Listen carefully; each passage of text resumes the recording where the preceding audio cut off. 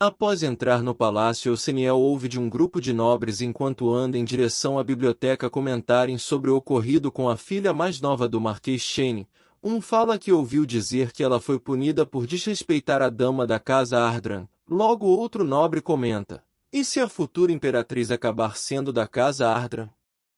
Durante essas conversas entre os nobres que ali estavam na entrada do Palácio Real, nossa protagonista passa por eles da forma mais discreta possível, triste por ouvir que os rumores envolvendo ela e o nome de sua família haviam se espalhado. Os que têm poder sobre o Império são divididos em dois grandes grupos. A primeira é a família do Duque que ajudou a fundar o Império, a segunda é a família do Marquês, da qual a Imperatriz faz parte.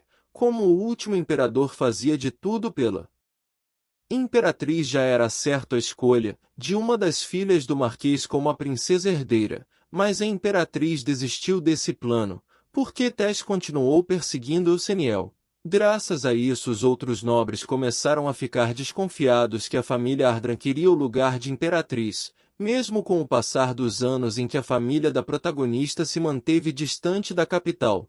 Ainda assim, os rumores persistem que a Euseniel continua a visitar o Palácio Real. Tudo isso faz ela se sentir culpada pelo exílio de 14 anos que aconteceu com a família da Euseniel, passando por muita coisa durante esse tempo, e o seu retorno ao palácio a faz lembrar principalmente de uma cena que ocorreu na sala do trono do imperador há 14 anos atrás. Estando na frente do imperador com seus 6 anos, junto de sua família, o imperador agradece por vir. Desde o início já transparece que algo havia acontecido, deixando ela e sua família apreensiva, com um rosto estranho, e diz que a chamou ali porque tinha algo para perguntar, pedindo que ela seja sincera. Ele pergunta se ela gosta da cor preto. Logo em seguida ele se aproxima e pergunta de forma transtornada, transparecendo através de sua expressão: o seu tipo seria alguém com olhos e cabelos pretos, correto?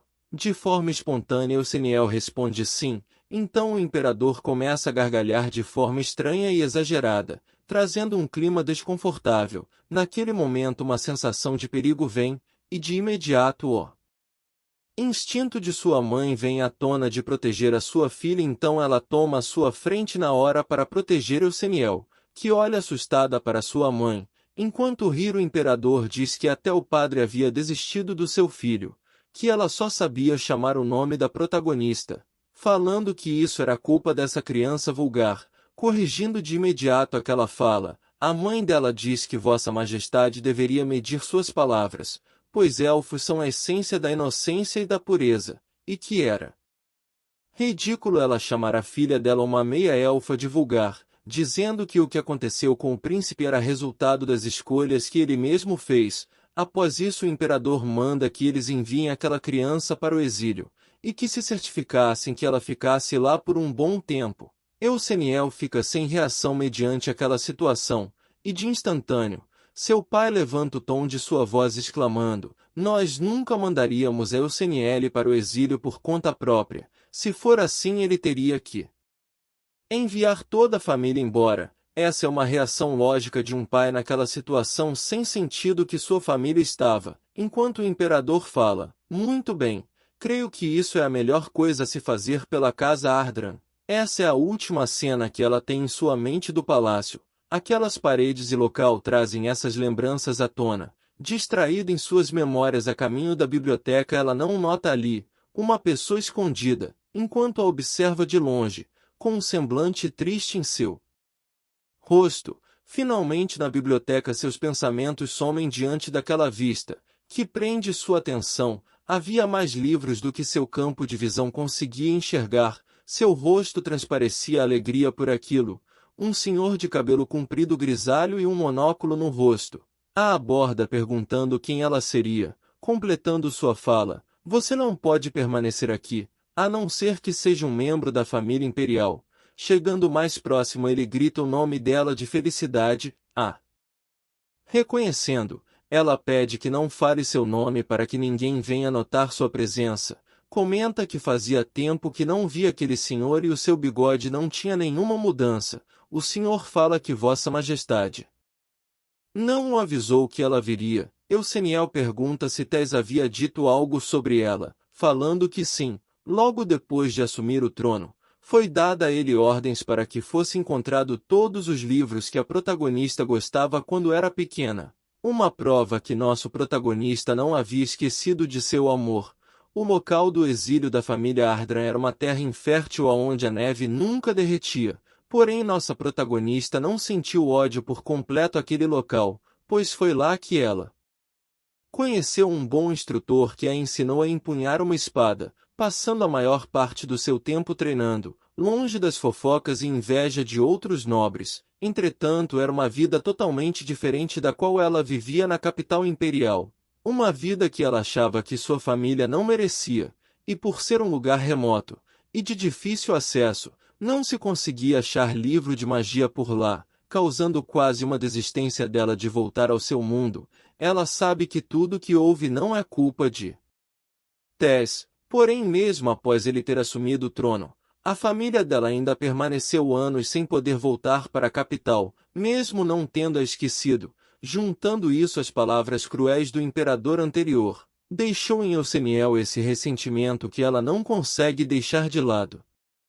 Olá Euseniele, Tess aparece com um sorriso no rosto, mesmo ela não tendo escrito no livro de visita da biblioteca para que ele não soubesse que ela chegou. Mesmo assim ali estava ele, admirando ela como o assunto mais importante, como a beleza mais estonteante.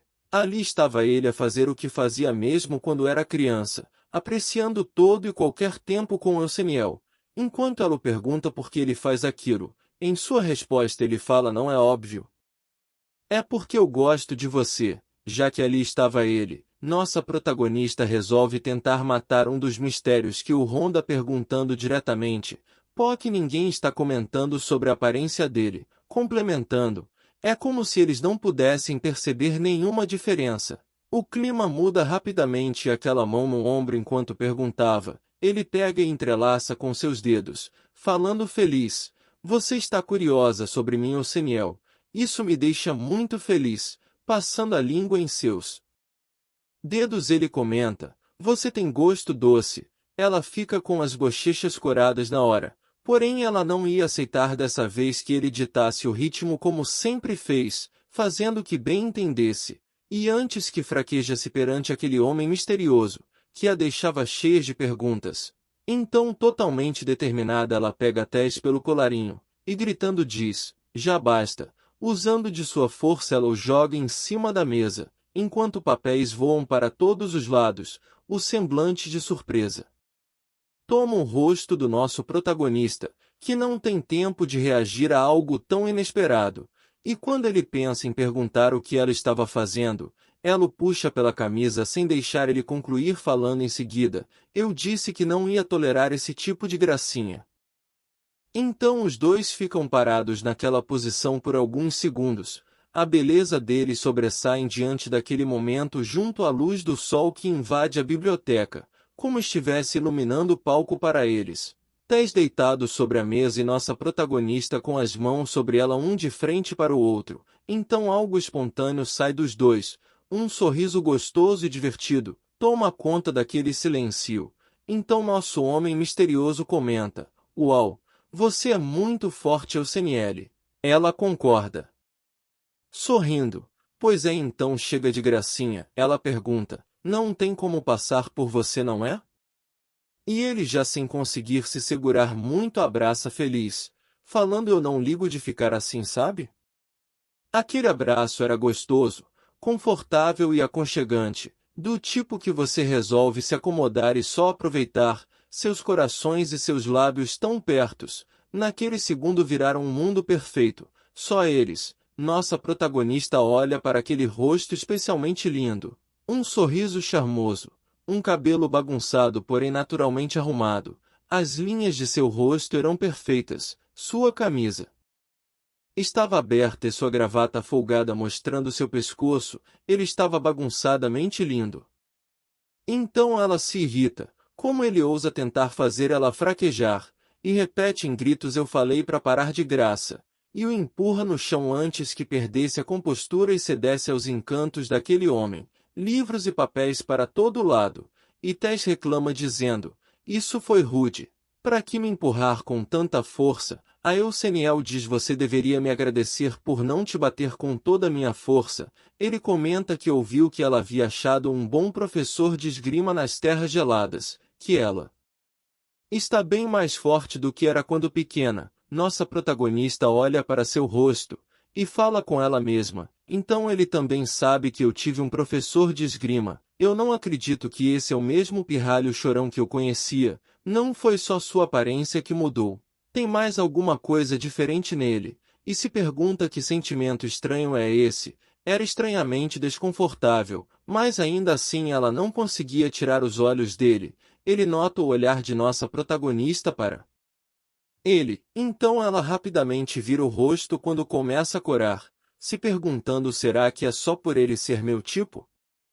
E confessa para si mesma que, para ser honesta, ele é atraente. Ele, percebendo, sorrir, comentando: você realmente gosta da cor preta, não é? Ele fica com o rosto vermelho e diz ter ficado feliz, que chamou a atenção de Euseniel. Valeu a pena pelo preço que paguei. A palavra preço chama a atenção dela na hora. O final da tarde, a luz do sol já fraca e amarelada os ilumina e a pergunta se repete: como foi que você mudou a cor de seu cabelo e olhos? Como foi que ninguém percebeu a sua transformação? Pedindo que ele não fugisse da questão daquela vez, e a respondesse. Por um instante há um silêncio. Uma resposta e um tom mais sombrio sai de sua boca. Eu tenho uma conexão com o Palácio Imperial, dizendo: o primeiro imperador unificou a parte norte do continente e fundou o Império. Mas ainda haviam conflitos com países vizinhos e o Império do Sul, assim como os nobres desafiando a sua autoridade constante. E se eles me traírem? Então ele se aliou ao Palácio Imperial, para ficar de olho em todos lá dentro. Essa habilidade foi passada por gerações, e é herdada para os próximos imperadores. Euseniel ouve atentamente, surpresa, sem o atrapalhar. Então Tess resume dizendo: em outras palavras, esse palácio é o meu domínio. Nossa protagonista fala que não fazia ideia, e ele complementa: é claro, esse é um segredo que só os sucessores do trono conhecem. Ainda por cima, minha habilidade é mais forte do que a dos meus ancestrais. Ele fala que, contanto que alguém tenha entrado no palácio pelo menos uma vez, eu posso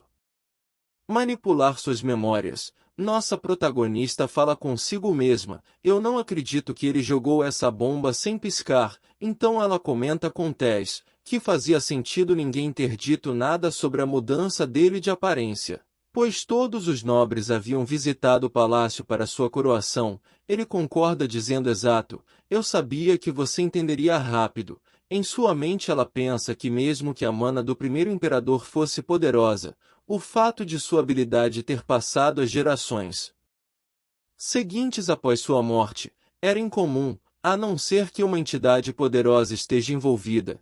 Isso parece impossível. Então ela decide que continuará pesquisando mais afinco sobre magia, e o indaga perguntando: espere, por que minhas memórias permanecem intactas? O protagonista responde que era por ela ser um meio-elfo, dizendo que o poder da família imperial não funciona nos filhos da luz, como elfos e fadas. Euseniel complementa: isso não te preocupa, e se eu fosse contar para todos que o imperador está mexendo com suas memórias e os enganando, o provocando um pouco, já que ele gostava de fazer o mesmo, então ela tinha que pelo menos se vingar um pouco por sua demora em retirar ela do exílio e não ter escrito nenhuma carta, e ter feito o que bem quisesse com ela após a mesma voltar. Em uma resposta sincera ele diz: eu sei que você nunca faria isso comigo, Euseniel, até porque você é a única que sempre esteve ao meu lado, botando a mão dele em seu rosto para poder sentir seu toque,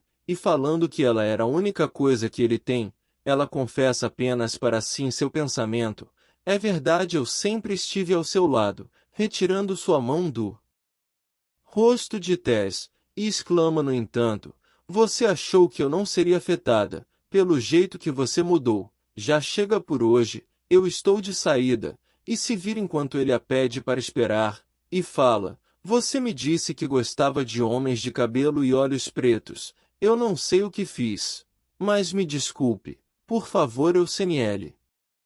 A caminho da porta, Enquanto ela pega na maçaneta para abrir lá, nossa protagonista ouve Tess ameaçando: "Se você sair agora eu vou mandar executar a senhorita Shane." Ela olha para trás de forma firme e diz: "Vá em frente, você pode fazer o que quiser", e se vira. Porém, em uma reação que ela não esperava, o protagonista pergunta: "Você também me odeia?" Agora que eu mudei, ela respira e se despede: "Adeus, Vossa Majestade", saindo e fechando a porta, porém ainda assim por algum motivo ainda estava ali parada próximo à porta e ele próximo à porta chama seu nome, Euseniele, enquanto ela ouve-o respondendo em seus pensamentos: "Não é que eu odeie sua nova aparência. O que eu preciso agora é de tempo para organizar minha mente.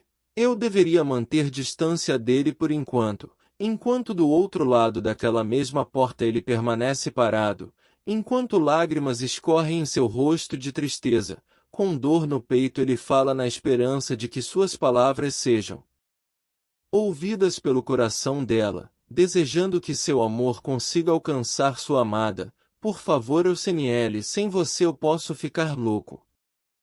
E aí, vocês curtiram? Se quiserem continuação dessa obra, falem nos comentários por favor. Esses foram os episódios 4 e 5, os demais já foram postados e estão separados na playlist do canal. Meu nome é MRC Santos, e esse é o canal Manhua Webtoons. Peço que curta e se inscreva. Para ajudar, obrigado e até a próxima.